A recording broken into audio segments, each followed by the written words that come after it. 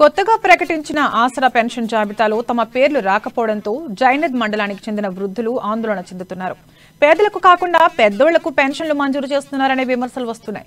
వరగాని కమల, దేవుళ్ల సాయమ్మ వీరు నిరుపేద వృద్ధులు. భర్త చనిపోయి 3 సంవత్సరాలు అయింది. వితంతు కోసం ఇప్పటి వరకు 2-3 సార్లు దరఖాస్తు చేసుకున్నారు. 2 ఏళ్లుగా ఎదురు చూస్తున్నా పెన్షన్ మంజూరు చేయలేదు. ప్రస్తుతం ఒంటరి జీవనం సాగిస్తున్నారు.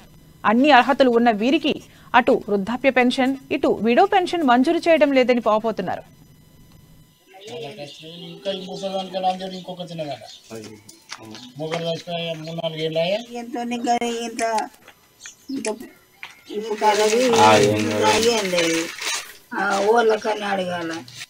సార్ నాకైతే ఏమి లేదు, దయచేసి మీ కాళ్ళు మొక్కుతా.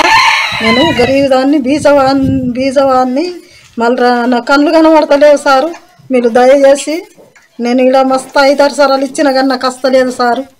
ఇంత ఇంకా మాట్లాడాను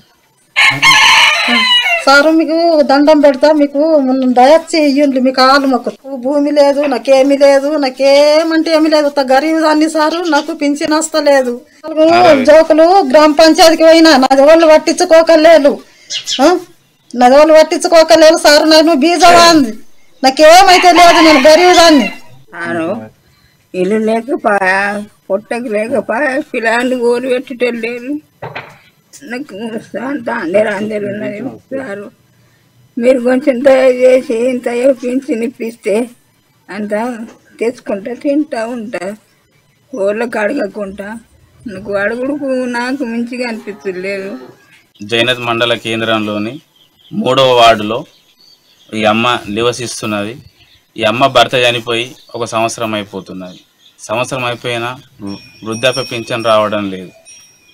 ఒకటి వితంతు పింఛన్ రావట్లేదు. వయసు ఏమో 68-70 సంవత్సరాలు ఉన్నది.